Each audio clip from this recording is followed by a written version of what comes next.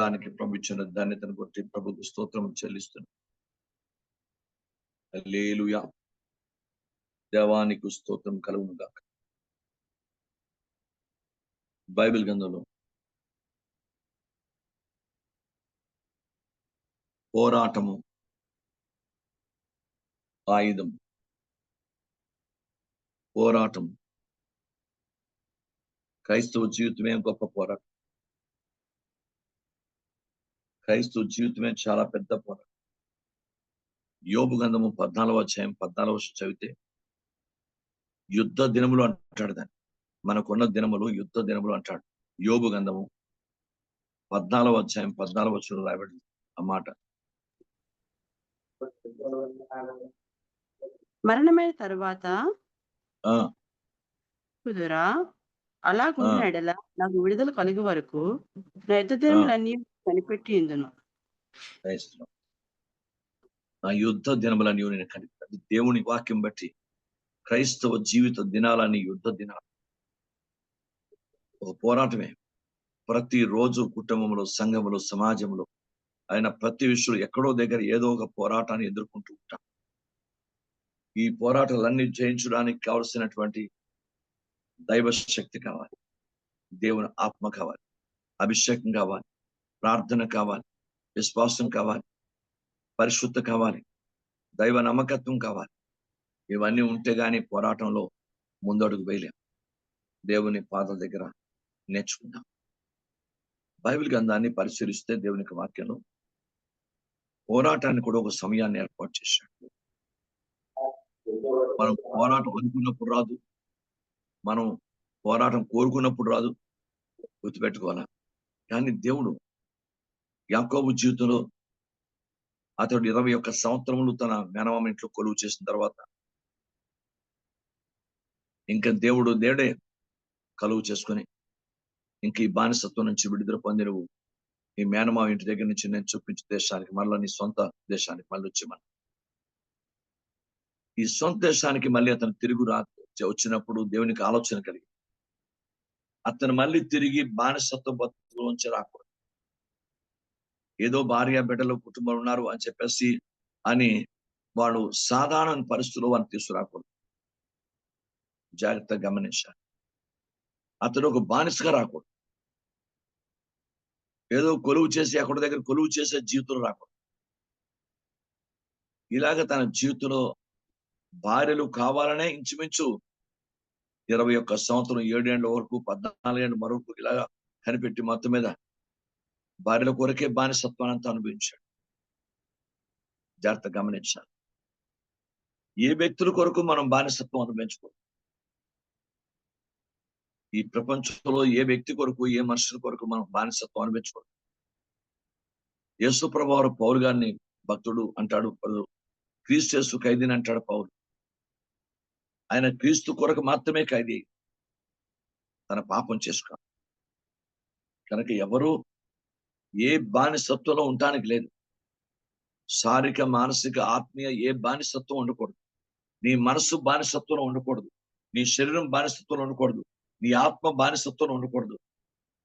సంపూర్ణమైన స్వతంత్రత కలిగి విడుదల కలిగి ఉండాలి. అప్పుడే దేవుని కార్యాలు చూస్తాం. పౌలు గారిని చేతులు బంధించారు, పౌలు శీలని గాని కాళ్ళు బంధించారు, కానీ అతని ఆత్మను బంధించలేదు, అతని మనసును బంధించలేదు. దేవుని ఉన్నతంగా స్తుతులు చెల్లిస్తూ కీర్తనలు పాడితే భూకంపం వచ్చి గొప్ప అద్భుతం జరిగినట్టు లేఖనాల్లో మనకు సాక్ష్యాధారాలు మనం ఎన్నోసార్లు దాన్ని విన్నాం, చదివాం. ఒకసారి మన మనసు ఏ బానిసత్వానికి అప్పగించు, హృదయాన్ని ఏ బానిసత్వానికి అప్పగించు. దేవుడు హృదయము ఎంతో పవిత్రంగా, యోగ్యంగా, దేవుడికి అనుకూలంగా, దేవునికి మందిరంగా దేవుడు చేయాలని, సజీవమైన రాళ్ళవలే మనం ఉండాలని, దేవుని మందిరంగా మనం ఉండాలని, కడవరి మందిరం యొక్క మహిమ మునుపటి మందిరాన్ని మించిపోతుందని లేఖనాల్లోనే రాయబడితే మనము దేవుని మందిరంగానే ఉండి తీరాలి తప్ప, దేవుని మహిమ సంబంధంగా ఉండాలి తప్ప వేరొక రీతిలో మనం ఉండకూడదని పరిశుద్ధాత్మ తండ్రి మరొకసారి మన అందరినీ జ్ఞాపకం చేస్తూ ఉన్నాడు. దేవునికి స్తోత్రం కలుగుగాక. బైబిల్ గ్రంథంలో మొట్టమొదటి దేవుడు యోబు అంటాడు, యుద్ధ దినాలు, నా జీవిత దినాలని యుద్ధ దినాలు అంటాడు. రెండవది మొదటి తిమోతికి రాసిన పత్రిక 6వ అధ్యాయం 12వ వచనం ఒకసారి జ్ఞాపకం చేసుకుంటే, మొదటి తిమోతికి రాసిన పత్రిక 6వ అధ్యాయం 12వ వచనం. విశ్వాస సంబంధమైన మంచి పోరాటము పోరాడుము, ఉమ్, నిత్య జీవమును చేపట్టుము, దాన్ని praise పొందుటకు నీకు పిలువబడి అనేక సాక్షి ఎదుట మంచి ఒప్పుకొంటివి. praise God. యోబు కూడా విశ్వాస సంబంధమైన మంచి పోరాటాన్ని పోరాడు. ఆయన దైవికమైన గుణాలు ఆయన దగ్గర ఉన్నాయి. లేఖనంలో అతను నీతిమంతుడు, న్యాయ ప్రవర్తన గలవాడు, దేవుని అందరి భయభక్తులు గలవాడు, చెడుతనం విసర్జించిన వాడు, యథార్థపరుడు. కనుక దేవుడు అతన్ని సమస్త యుద్ధ దినాల నుంచి విడిపించి, శ్రమ నుంచి విడిపించి, రెట్టింపు ఆశీర్వాదాలతో నింపి, మళ్ళా యోబు పోగొట్టుకున్న ప్రతి దానికి రెట్టింపు ఆయన అతన్ని ఆశ్రయించి, యోబు చరిత్రనే దేవుడు ప్రపంచాలకు దైవికమైన చరిత్రగా ఆశ్రయించాడు. భక్తుడైన పౌలు తిమోతికి రాస్తూ, నువ్వు విశ్వాస సంబంధమైన మంచి పోరాటాన్ని పోరాడాలి అని చెప్తున్నాడు. బైబిల్ గ్రంథంలో మనకి చిన్న విశ్వాసం చాలదు, లిటిల్ ఫెయిత్ అంటాడు, అల్ప విశ్వాసం అంటాడు బైబిల్లో. అల్ప విశ్వాసాన్ని చాలు. మనందరికీ అల్ప విశ్వాసం నుంచి మనం మంచి గొప్ప విశ్వాసానికి ఎదగాలి. దేవుని స్తోత్రం. నేనైనా మీరైనా మనందరి జీవితంలో అల్ప విశ్వాసంతో అత్యున్నతమైన రాజ్యాన్ని, అత్యున్నతమైనటువంటి దేవుని సన్నిధిని పొందలే. అల్ప విశ్వాసం కాక అధిక విశ్వాసం కావాలి మనకి. అధిక విశ్వాసం కావాలంటే దేవునితో సహవాసం, యేసయ్యతో సహవాసం బలం ఉండాలి. తండ్రి కుమార్ సహవాసం బలం ఉండాలి. వాక్యాన్ని చదువుతూ, ధ్యానిస్తూ, వాక్యాన్ని గైకొంటూ, వాక్యానికి ప్రాధాన్యత ఇస్తూ, మన కుటుంబంలో, మన జీవితంలో, సంఘంలో వాక్యానికి ప్రథమ స్థానం ఇచ్చి, వాక్యం మీదనే మనం ఆశ పెట్టుకుంటూ వాక్యం మీదనే బతకాలి. నీ వాక్యమే నన్ను బతికించిందని దావీదు చెప్పినట్లు మనం కూడా వాక్యం మూలంగా బతకాలి, ఆత్మ మూలంగా బతకాలి. అలా బతుకుంటే మనం విశ్వాసం ద్వారా మనం ఎన్నో కార్యాలు, ఎన్నో అద్భుతాలు మనం చూడగలం. బైబిల్ గ్రంథంలో దైవికమైన కొంతమంది స్త్రీలు లేఖనాల్లో రాయబడింది, వారి విశ్వాసం ద్వారా తమ భర్తను సైతం రాబట్టుకున్నారట. మరి హెబ్రీ గ్రంథం 11వ అధ్యాయం చదివితే విశ్వాస వీరుల ఆ యొక్క చరిత్ర అంతా రాయబడింది అక్కడ. స్త్రీలు, పురుషులు, కొంతమంది, చివరికి వేశ్య, రాహాబ్ అనే వేశ్య కూడా విశ్వాస సంబంధమైనటువంటి పరిస్థితి వెళ్ళిపోయింది. ఈ వేగుల వారి మన దేవుడు యెహోషువ కాలే పంపించిన వేగుల వారిని వాళ్ళు ఆమె కాపాడిన ద్వారా, విశ్వాసం ద్వారా విశ్వాసాల పట్టికి వెళ్ళిపోయింది. చేత గమనించాలి. సమరయ స్త్రీ కూడా దేవునికి వాక్యంలో ఆత్మను సంపాదించే స్థితికి వెళ్ళిపోయింది. ఆమె నేను ఈ మెసేజ్ చూశానని చెప్పి ఆత్మల ఊరు వారు చెప్తే ఊరు వారందరూ ఆ యాకోబు దగ్గరకు వచ్చి ప్రభు నందు విశ్వాసం ఉంచినట్టు, తర్వాత ఆయన చెప్పిన మాటలు బట్టి ప్రభు నందు విశ్వాసం ఉంచినట్టు లేఖనాలు చెప్తున్నాయి.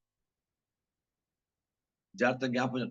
ఒక వేశ్య రాహాబు, ఈ యొక్క 5 భర్తలు కలిగినటువంటి సమయ స్త్రీ, వీళ్ళే విశ్వాస వీరులు పట్టుకు వచ్చారంటే, విశ్వాస సమస్య పరిస్థితికి వచ్చారంటే ఇంకా మనం ఎంత రావాలి, మనం ఎంత రావాలి. అందుకే సంఘం ఏదో వస్తున్నాం, వెళ్ళిపోతున్నాం, జీవితాన్ని గడుపుతున్నాం, కాలయాపన చేస్తున్నాం అన్న స్థాయికి ఎవరు ఉండద్దు. ప్రతి దినము నీ విశ్వాస స్థాయిని పెంచుకో, విశ్వాస స్థాయిని పెంచుకో. దేవుని స్తోత్రం, దేవునికి మహిమ. దేవుని పాదాల దగ్గర జ్ఞాపకం చేసుకో. యేసుక్రీస్తు నామన మనందరం జాగ్రత్తగా జ్ఞాపకం చేసుకున్నాం. ఇది గొప్ప దైవ కొన్ని టెస్టులు, కొన్ని పరిస్థితులు చాలా అద్భుతంగా ఉంటాయి. దేవుడు ఎక్కడ ఎలా పరిశీపెడతాడో, ఎలా విశ్వాసాన్ని జయించే శక్తిని ఇస్తాడో మనకు తెలియదు. దేవునికి మహిమ కలుగును గాక. Glory to the name of Jesus. అందరూ దేవుని పాదాల దగ్గర నేర్చుకుందాం. సరైన విశ్వాసం మన దగ్గర రావాలి. దేవుని స్తోత్రం కలుగును గాక.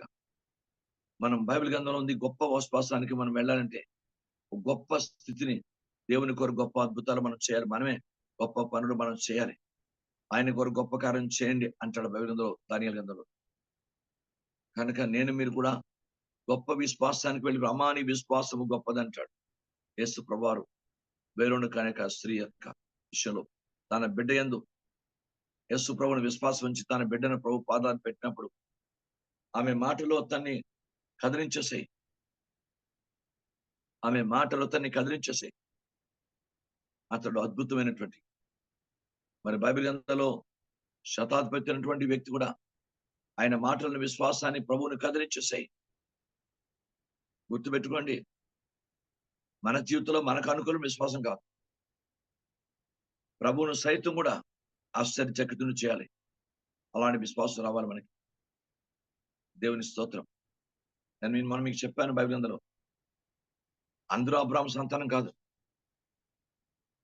గలతీయులు రాసిన పత్రిక ఒకసారి తీయండి. దాంట్లో పౌలు గారు మాట రాస్తున్నాడు. గలతీయులకు రాసిన పత్రిక 3వ అధ్యాయంలో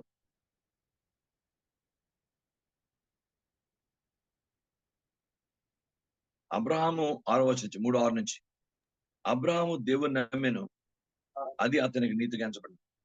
కాబట్టి విశ్వాస సంబంధులే అబ్రహాము కుమారులని మీరు తెలుసుకోండి. దేవుడు విశ్వాస మూలంగా అన్ని జనులను నీతివంతులుగా తీర్చునని లేఖనం ముందుగా ఉంచి, నీ యందు అన్ని జనులందరూ ఆశించబడుదురని అబ్రాహామునకు సువార్తను ముందుగా ప్రకటించాను. కాబట్టి విశ్వాస సంబంధులే విశ్వాసగల అబ్రాహాముతో కూడా ఆశించబడదు. దేవుని స్తోత్రం. క్రైస్తవులు విశ్వాసంలోనికి లేకుండా నామకార్థంగా, శరీరంగా, ప్రకృతంగా మా పూర్వీకుల దగ్గర నుంచి మేము క్రైస్తవులు అని చెప్పుకుంటాం. మనం కంపల్సరిగా విశ్వాస సంబంధమైన పరిచర్య, విశ్వాస సంబంధమైనటువంటి విశ్వాసులు కావాలి. మన దగ్గర విశ్వాస పరిపూర్ణత ఉండాలి. దేవుని స్తోత్రం. ఎవరు మామూలు విశ్వాసం కాదు, నిష్కపటమైన విశ్వాసం అని బైబిల్ గ్రంథంలో నేను చూస్తా. ఈ సందేశాన్ని ముందుగానే నేను తెలియజేశాను. సరే, మళ్ళా పునర్జ్ఞాపకం చేస్తున్నాను. నిష్కపటమైన విశ్వాసం. తిమోతికి నిష్కపట విశ్వాసం ఉందట.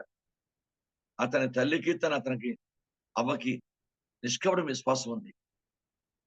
అది నీ తల్లి నుంచి, నీ అమ్మమ్మలోంచి, నీ నానిలోంచి, ఆమెలో వారిలోంచే ముందు బయటకు వచ్చింది. ఆ యొక్క అవ్వలోంచి, ఆ తల్లిలోంచే ఇతనికి వచ్చింది ఆ విశ్వాసం. దేవుని స్తోత్రం. కనుక విశ్వాసాన్ని మన జీవితంలో ప్రాక్టికల్ గా మీరు నేర్చుకోవాలి. క్రైస్తవుడు దేవుడు విశ్వాస పరీక్ష పెట్టినప్పుడు ఆ విశ్వాసంలో మీరు కూడా జయించగలంటే విశ్వాసం నా దగ్గర, మీ దగ్గర ఉండాలి. అలాంటి స్థాయికి మనం ఎదగాలి. అప్పుడు నీ విశ్వాసాన్ని దేవుడు రూఢీపరుస్తాడు, ఆశీర్వదిస్తాడు. దేవునికి స్తోత్రం. కనుక విశ్వాస వీరుల పట్టికలో మనం ఉంటాం. బైబిల్ గ్రంథంలో దేవుని యొక్క వాక్యం రాయండి, మనం కూడా నేర్చుకుంటాం. కనుక ఏదో అన్నది కాదు, ఖచ్చితంగా నా దగ్గర, మీ దగ్గర విశ్వాసం లేకుండా ఎవరు దేవునికి ఇష్టంగా ఉండారు. నిన్నే మనం వాక్యం ఉదయకాలం నేర్చుకుందాం. కనుక విశ్వాస పరిమాణాన్ని పెంచుకుందాం. ప్రతి దినము దేవుని యొక్క వాక్యం విని, చదువుతూ, ధ్యానిస్తూ విశ్వాస పరిమాణాన్ని పెంచుకుందాం. మన కుటుంబంలో భార్య భర్తలు కూడా మంచి విశ్వాస పరిమాణాన్ని పెంచుకుందాం. మన బిడ్డలు కూడా మంచి విశ్వాస పరిమాణాన్ని పెంచుకుందాం. Praise the lord. దేవునికి మహిమ కలుగుగాక. Praise the name of Jesus. దేవుని స్తోత్రం. కనుక దేవుని పాదాల దగ్గర నేర్చుకున్నా, ప్రభువా అద్భుతం చేయండి. హెబ్రూ గ్రంథంలో, బైబిల్ గ్రంథంలో ఉంది. 12వ అధ్యాయం 4వ వచనం చదివితే దానిలో మాట రాయబడింది. హెబ్రూ గ్రంథము 12వ అధ్యాయము 4వ వచనం.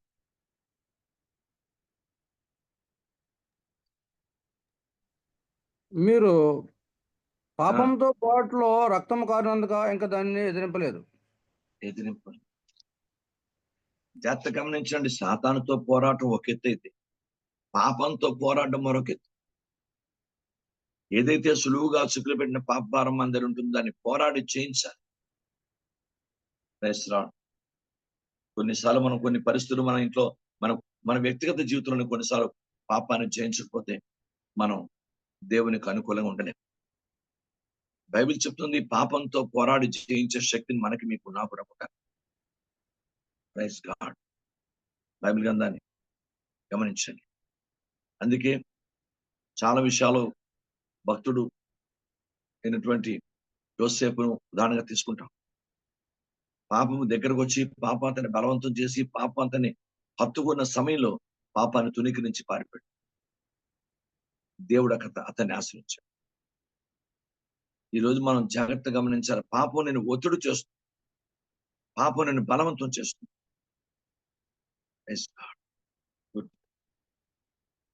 తండ్రి పాదాల దగ్గర నేనైనా మీరైనా సాయం చేయండి. సాయం చేయండి. నాకు మీకు కూడా చాలా ఒక మాట నేను విన్నాను. ఒక వ్యక్తి, ఒక మగాడు ఒక స్త్రీ మీద మనసు పడ్డాడు. ఆ స్త్రీని ఎట్లా అపహరించాలని ప్రయత్నం చేశాడు. ఇది ఎన్నో సంవత్సరాల క్రితం నేను వినది. ప్రయత్నం చేశాడు. మొత్తం మీద భర్త ఇంట్లో లేని సమయంలో ఆమెను పట్టి అపహరించాలనే ప్రయత్నం చాలా బలంగా చేశాడు. ఆమె ఇంకా ఈ వ్యక్తికి లోబడిన దానికంటే చచ్చిపోతే మంచిది, నేను నా జీవితాన్ని, నా స్థితిని దైవికమైనటువంటి కాపాడుకోవాలని చెప్పేసి ఆమె ఒక కత్తి దగ్గర ఉంటే కత్తి పట్టుకొని కత్తితో పడుచుకొని చచ్చిపోయాడు. వాడు అవాక్కైపోతాడట. ఎందుకంటే ప్రాణాన్ని అర్పించింది కానీ శీలాన్ని ఇవ్వడానికి ఇష్టపడి. చాలా అద్భుతమైన సంగతి. ఈ రోజు దేవుడు యొక్క బిడ్డలు ఒక దైవత్వమైనటువంటి కమిట్మెంట్ లో దేవుని దగ్గర ఉంటారు. ఎస్, బైబిల్ గ్రంథంలో ఆ ప్రాణము నేను ప్రియముగా ఎంచుకుంటుందని పౌలు గారు అంటారు. సువార్త నిమిత్తమే కానీ, దేవుని రాజ్య మహిమ నిమిత్తం కానీ, దేవుని పని నిమిత్తం కానీ ప్రాణాన్ని అర్పించేస్తాను. నాకు ఇది ప్రాణం లేకలేదు.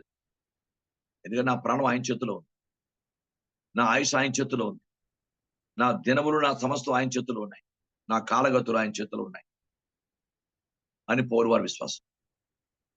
కనుక నేనైనా మీరని నేర్చుకుందాం. ప్రాణానికైనా తెగించాను. దైవత్వాన్ని, శీలత్వాన్ని ఎక్కడ క్రైస్తవుడు ఈ సంఘటన గురించి నేర్చుకుంటే చాలా అద్భుతం. క్రైస్తవుడు నేనమిన పాపంతో పోరాడాలి. క్రైస్తవుడు పోరాడాలి. అది పోరాడి జయించాలి. ఎస్, అది ఎలాగైనా ఒక అలవాటు, లేక ఒక పద్ధతి, ఒక తప్పుడు మాట, ఒక ఏదైనా ఉద్దేశం, ఒక ఆలోచన, ఒక నడవడిక, ఒక ప్రవర్తన, ఏదో సంథింగ్ మన కుటుంబాల్లో, క్రైస్తవ జీవితంలో ఎవరికైనా దాన్ని జయించడానికి మరి ఒకడు దేని చేత జయించబడినో దానికే బానిస అవుతాను కదా, దానికే దాసుడు కదా దేవుని వాక్యంలో రాయబడింది. కనుక మనం పాపాన్ని జయించే స్థాయిలో మీరు నా జీవితం, మీ జీవితం ఉండాలి. అంటే పాపంతో కూడా నువ్వు పోరాడాలి. బైబిల్ గ్రంథంలో యాకోబు దేవుని పాదాలు పట్టుకొని పోరాడు. అతడు దూతతో పోరాడి జయముందను కన్నీడు విడిచి బతిమలాడని రాయబడింది హోషేయ. కనుక బైబిల్ చెప్తుంది ఆ పోరాటం ఒకే, అది వేరు. కానీ ఇక్కడ పాపంతో పోరాటం చిన్న సంగతి కాదు. ఎందుకంటే పాపానికి ఎక్కువ సాతాను మతం, మనకి దేవుని మతం. కనుక నువ్వు పాపంతో పోరాడి జయించే వ్యక్తివైతే నీ జీవితంలో, నా జీవితంలో ఒక ఉన్నత శిఖరాన్ని ఎక్కించేస్తాడు. యోసేపును అంత ఉన్నతంగా ఉండడానికి కారణం, ఒక కారణం అది. నేను నీతో చెప్పింది నెరవేర్చే వరకు నిన్ను విడువనని ఆయనకి సాయం దేవుడు వాగ్దానం చేశాడు. అలాగే అతను ఆ 11 పనులు తన నమస్కారం చేసేంత వరకు యోసేపును దేవుడు విడిచిపెట్టలేదు. తనకు వచ్చిన దర్శనం అది యథార్థమైంది, నిజత్వమైనది. అలాగే మన జీవితంలో పాపంతో పోరాడాలి. నీకు అనవసరంగా నవ్వే ఒక చెడు అలవాటు ఉందనుకో, దాన్ని జయించకపోతే నీ నవ్వే 10 మందికి నవ్వు అనర్థం. చాలా భయంకరమైన పరిస్థితి తీసుకెళ్ళిపోతుంది. రాక చాలా చెడుకి తీసుకెళ్ళిపోతుంది. అనవసరంగా కూడా నవ్వుకో, పనికి మళ్ళీ నవ్వుకో. దేవునితో ఇది జాగ్రత్తగా గమనించాలి. బైబిల్ గ్రంథంలో ఉన్న సత్యం ఇది. నేనైనా మీరైనా మనందరం కూడా నేర్చుకుంది. కనుక పాపంతో నువ్వు పోరాడి గెలవాలి. కొన్ని అనవసరమైన పరిస్థితులు మనకు ఉంటాయి. వాటన్ని జయించాలి. Praise the Lord. కనుక దేవుని వాక్యం చెప్తుంది.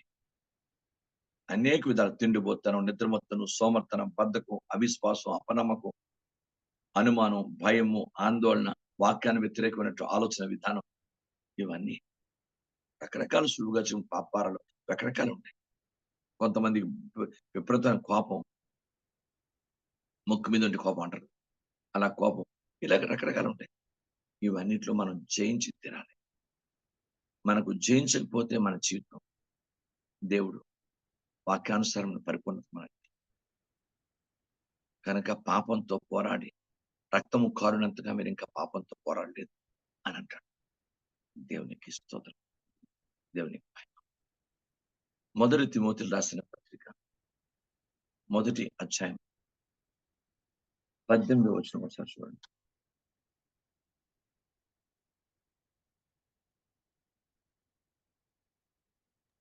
నా కుమారుడైన తిమోతి, ఆ. నీవు విశ్వాసమును మంచి మనసాక్షి కలిగిన వాడవై నిన్ను గూర్చి ముందుగా చెప్పబడిన ప్రవచనములు చొప్పున ఈ మంచి పోరాటము పోరాడవలని వాటిని బట్టి ఈ ఆజ్ఞను నీకు అప్పగించున్నాను. నువ్వు మంచి పోరాటాన్ని పోరాడాలి, దొంగగా కాదు. క్రైస్తవుడు వాక్యాన్ని వ్యతిరేకంగా, దైవ చిత్తాన్ని పక్కన పెట్టి, సేవకుడు ఎప్పుడు కూడా మంచి సేవకుడు కానీ దేవుని బిడ్డలు కానీ మంచి పోరాటాన్ని పోరాడాలి. అందుకే పౌలు గారు, నేను మంచి పోరాటాన్ని పోరాడితే నా పరుగు కడముట్టించి నా విశ్వాసాన్ని కాపాడుకుంటాడు 2వ తిమోతిలో 4వ అధ్యాయం. కానీ దేవుని బిడ్డలు మంచి పోరాటాన్ని పోరాడు. దేవునికి స్తోత్రం. మంచి దేవుడు మంచి పోరాటంగా సాయం చేస్తాడు. లోటుగా దేవునికి అనుకూలమైన పోరాటం, దానికి ఇష్టమైన పోరాటం. Praise the name of Jesus. మంచి పోరాటాన్ని పోరాడు. మంచి మనస్సాక్షిని కలిగి, ఎస్, ఆత్మ ఫలాల్లో మంచితనం కలిగి మంచితనాన్ని కలిగి. దేవునికి స్తోత్రం. బైబిల్ గ్రంథంలో దేవుని దృష్టికి మంచిగా ఉంది, అన్ని ఆశీర్వాదాలు లభిస్తాయి. ప్రపంచం మన మంచివాడని కూడా సరిపోదు, ప్రపంచం మన మంచిదాన్ని అని కూడా సరిపోదు. దేవుడు మన మంచి పెంచాలి. వేస్తున్నాడు. దేవుని స్తోత్రం కలను గాక. నేనైనా మీరైనా అందరూ నేర్చుకున్నాం మంచి పోరాటాన్ని, దైవునికి అనుకూలమైన మంచి పోరాటాన్ని పోరాడు. Praise the name of Jesus. యోబుకి ఏంటో జరిగిందో తెలియదు, కానీ తనకు వచ్చిన సమస్య భయంకరం. ఏడ్చాడు, మొరపెట్టాడు, దేవునిలో కన్నీరు కార్చాడు, బతిమలాడుకున్నాడు, తను తానే శిప్పించుకున్నాడు. చివరికి తానే సాక్ష్యం ఇచ్చాడు. 19వ అధ్యాయం వచ్చేసరికి తానే సాక్ష్యం ఇచ్చాడు. చిక్కి నా శరీరము అయినా ఎంత భయంకరమైపోయినా నేను నా దేవుణ్ణి విడువకుంటాను, నా విశ్వాసాన్ని నేను కాపాడుకుంటాను. అతడు 2 మాటలు చెప్పాడు. యోబు గ్రంథం 19వ అధ్యాయం 25వ వచనం ఒకసారి చదవండి, మీకు అర్థం. యోబు 19:25-26.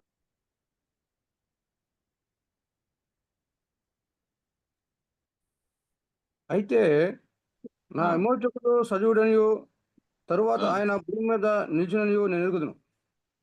ఎలాగో నా చర్మము చీకిపోయిన తర్వాత శరీరంతో నేను దేవుని చూచెదను.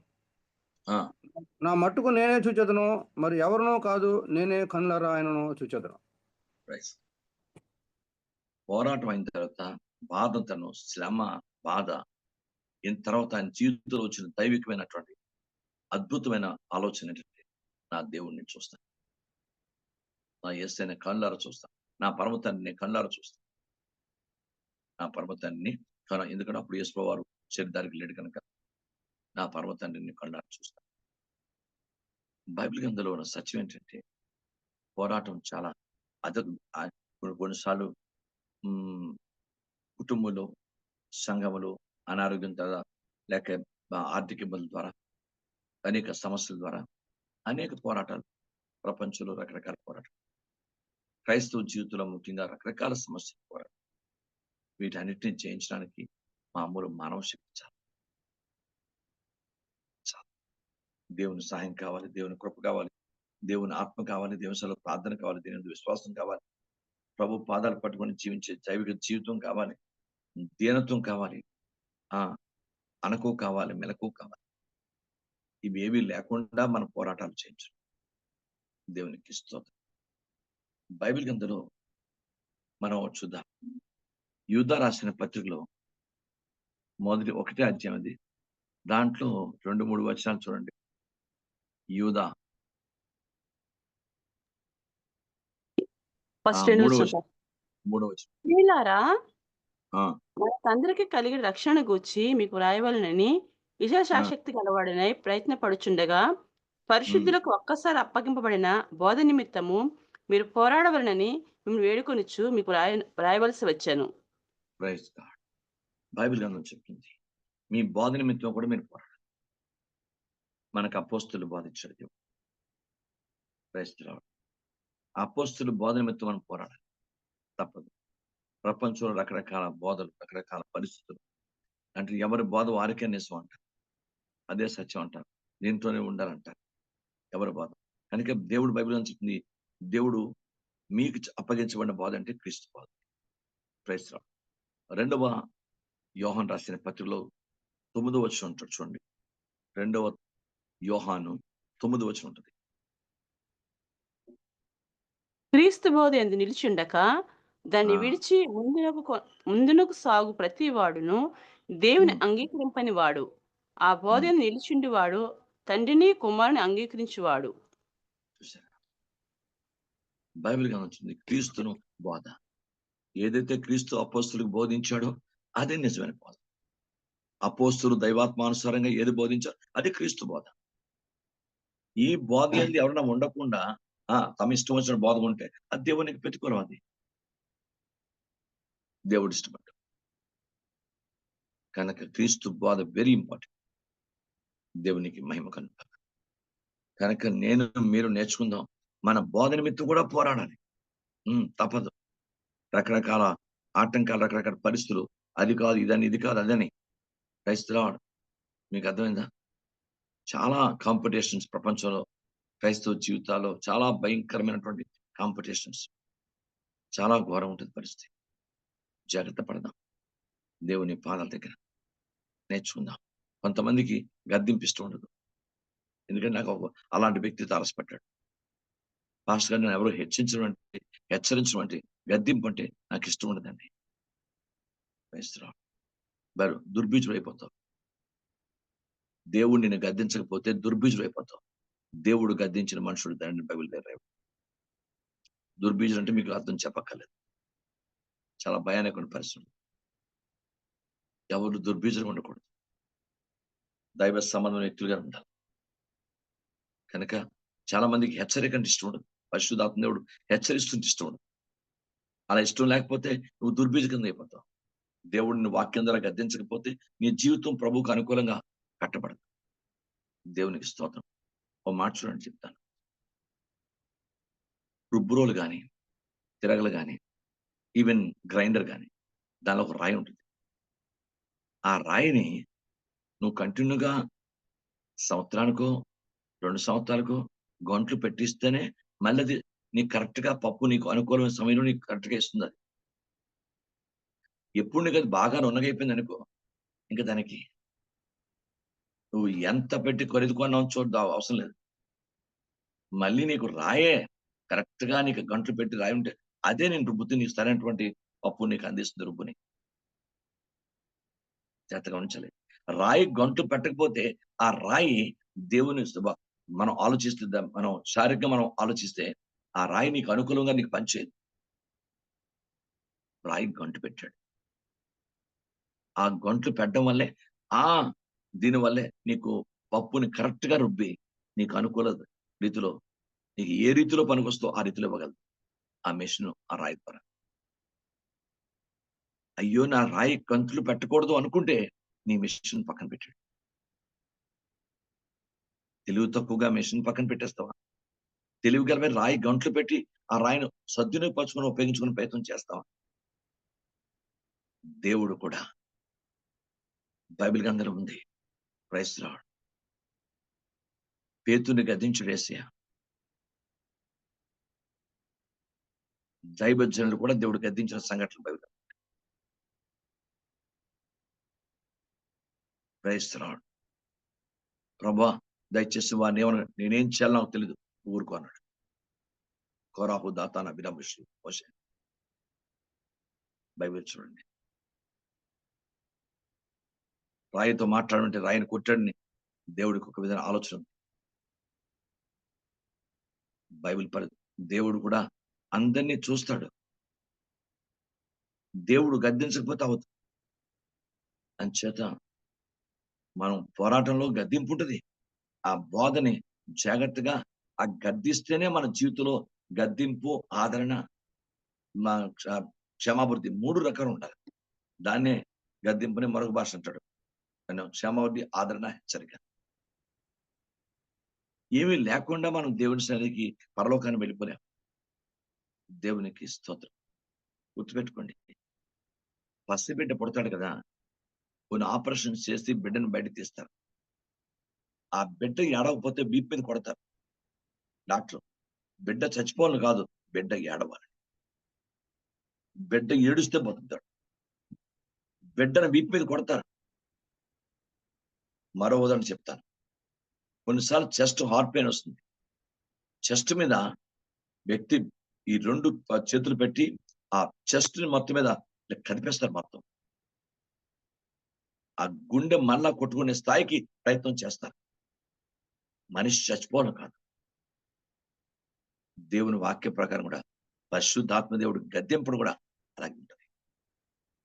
గద్దిస్తేనే మనం చక్కదిద్దబడతాం, సరి చేయబడతాం, పవిత్రం చేయబడతాం, యోగ్యం చేయబడతాం, ఆయనకు అనుకూలంగా కట్టబడతాం.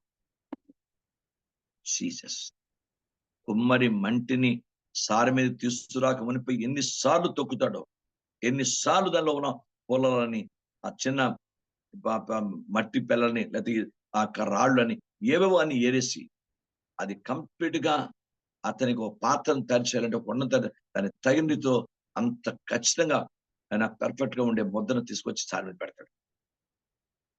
తేడా వచ్చిందా కొండ విడిపోతుంది. ఇవన్నీ దేనికని మీకు చెప్తాను. ఎన్ని ఉదాహరణలు ఎందుకు చెప్తానంటే, పరిశుద్ధాత్మ దేవుడు గద్దించినప్పుడు నిజమేది నాకే, నేను సరి చేసుకుంటాననే మంచి దైవిక పాజిటివ్ మైండ్ ఉండాలి. అప్పుడు మనం ఆశ్చర్యపడతాం. దేవుడు మనని దీవిస్తాడు. దేవుని స్తోత్రం, దేవునికి మహిమ. కనుక పాపంతో పోరాడాలి. బోధ గురించి పోరాడాలి. మన బోధ క్రీస్తు బోధ కాకుండా వేరే బోధ తప్పకుండా మనం బాబు ఇది సరైనది కాదు అని చెప్పగలాలి. దేవుని స్తోత్రం. లేదు బాధించడం ఊరుకోనే. దేవుని స్తోత్రం. చెప్తాం, వినకపోతే ఒకటి వదిలే, నీ కర్మ, మనం ఏం చేయలేం. బైబిల్ చెప్తుంది. ఎఫెసీయులకు రాసిన పత్రికలో 6వ అధ్యాయంలో మనందరికీ తెలుసు, దేవుడు మనం పోరాడేది లోక సంబంధ నాదులతో కాదు, వాయుమండల దూతలతో. మామూలు పోరాటం కాదు. కంటికి కనిపించవి. కుటుంబాన్ని ఇబ్బంది పెట్టేస్తుంటాయి, మనిషిని ఇబ్బంది పెట్టేస్తుంటాయి. కొన్ని చేతపడి శక్తులు, కొన్ని దురాత్మ శక్తులు, కొన్ని దయ్యపు శక్తులు కుటుంబాన్ని గలిబిడి చేస్తుంటాయి. చేత నేను మీకు అందరికీ సంఘంలో చెప్తున్నాను, పొరపాటును కూడా ఎప్పుడు చిల్లంగి వారి దగ్గర కానీ, కన్న పిశాచి కానీ, ఈ యొక్క దాని ఏమంటారు జ్యోతిష్యం చెప్పుకుందరి వారికి కానీ, లేక ఈ అంటారు పత్తి అంటారు, పత్తి ఏదో వాయిస్తారు, పత్తి వేసుకునే దగ్గర వారికి కానీ, ఇలాంటి వారి దగ్గరికి ఎప్పుడు వెళ్ళే ప్రయత్నం ఎవరు ఎప్పుడు చేయరు. సౌలు, రాజైన సౌలు, అతడు అవిధేయత చూపించి దేవుడు వద్దన పని చేసిన కారణంగా రాజ్యాన్ని కోల్పోయాడు. దేవుడు వద్దన పని కర్ణ పిశాచి విద్య గల స్త్రీ దగ్గరికి వెళ్ళి ప్రాణాన్ని కోల్పోయాడు. 2 కోల్పోయాడు. దేవుడు ఒప్పుకోడు. మీరు బైబిల్ 2వ రాజులు 1వ అధ్యాయం చదివితే ఆ యొక్క బైబిల్ కింద రాజు గురించి చెప్తాడు. 2వ రాజులు 1వ అధ్యాయం ఒకసారి తీయండి. ఎందుకంటే యథార్థ సత్యాలు క్రైస్తవుల్లో కూడా ఈ పనికిమాలిన పరిస్థితులు వెళ్ళిపోతుంటారు. చిల్లంగ శక్తుల దగ్గరికి, వాళ్ళ దగ్గరికి, వీళ్ళ దగ్గర చేతబడి చేయించడం, రకరకాలు చేయించడం, మంత్రాలు చేయించడం, వాళ్ళని భయపెట్టడం, లేకపోతే మనకి ఇష్టం లేదనుకుంటే ఇవన్నీ చేస్తుంటారు. వద్దు. ముందు ఎవరు రాయి పొర్లిస్తారో రాయి వారి మీదకి చూడండి. అహాబు మరణమైన తర్వాత మోయాబీలు ఇశ్రాయేలు వారి మీద తిరుగుబడిరి.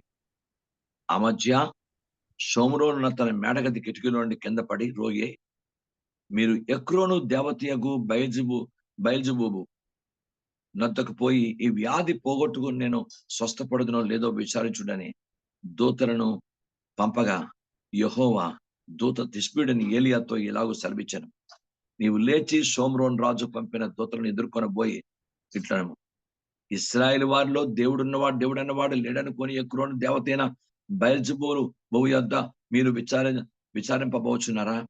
కాగా యెహోవా సెలవిచ్చేమనగా, నీవెక్కిన మంచం మీద నుండి దిగి రాకుండా నీవు నిశ్చయముగా మరణమవు. ఏలియా వారితో చెప్పి వెళ్ళిపోయాను. బతుకుతుడేమో, ఎక్రోను దేవతకు దగ్గరికి వెళ్ళకపోతే బతుకుతుడేమో. నువ్వు వెళ్ళి తప్పు చేస్తావు, ఇంకా మంచం దిగవు. వద్దు. నేను చాలా పెంచును పెట్టుమందులు, రకరకాల పెట్టుమందులు, భార్య మనసు మారడానికి, భర్త మనసు మారడానికి రకరకాల పెట్టుమందులు, అనాల్లోను టిఫిన్లోను పెట్టి తినిపించాడు. రకరకాల పనులు ప్రపంచంలో ఈ దురాత్మ క్రియలు చాలా ఉన్నాయి ప్రపంచంలో. ఇవి క్రైస్తవులు చాలా మంది అనుసరిస్తుంటారు.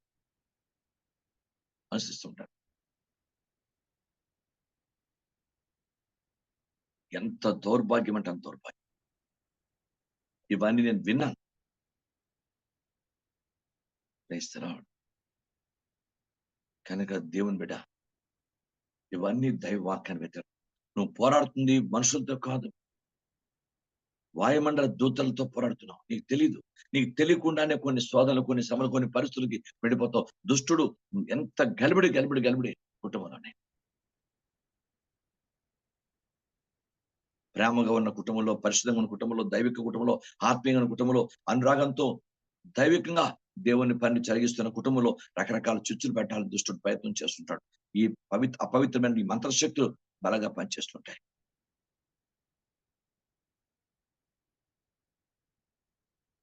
నీకు అర్థమైందా? ఎంత భయానకమైన పరిస్థితి ప్రపంచం.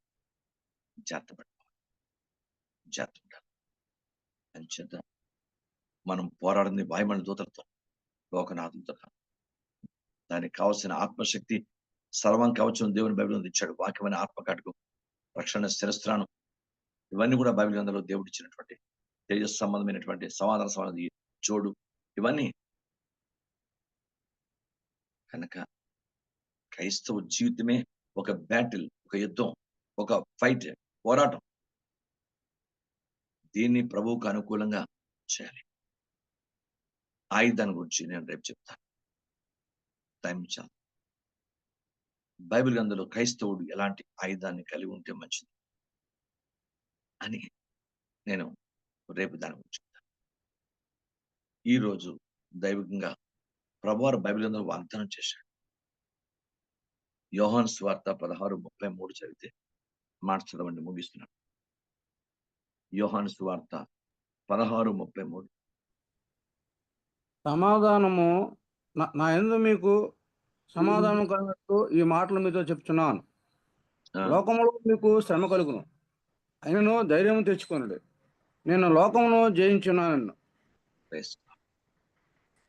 బైబిల్ ప్రభు చెప్పాడు స్వయంగా, లోకాన్ని నేను జయించాను.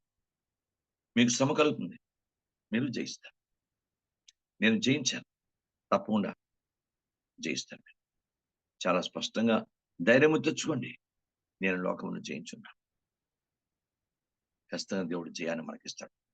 మీకు ఇంకా దాని యొక్క వివరణ కొంచెం చెప్పాలంటే నేను ఒక్క వాక్యంలో మీకు చూపిస్తాను. ఒక్క వాక్యం నుంచి హెబ్రూ గ్రంథం తీయండి.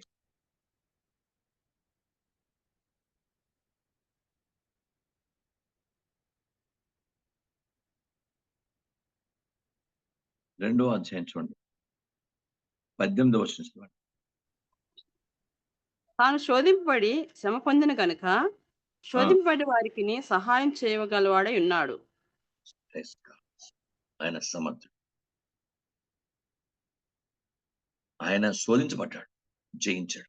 శోధన ఉన్న వారికి సాయం చేయగలడు, దానికి సమర్థుడని చేస్తాడు.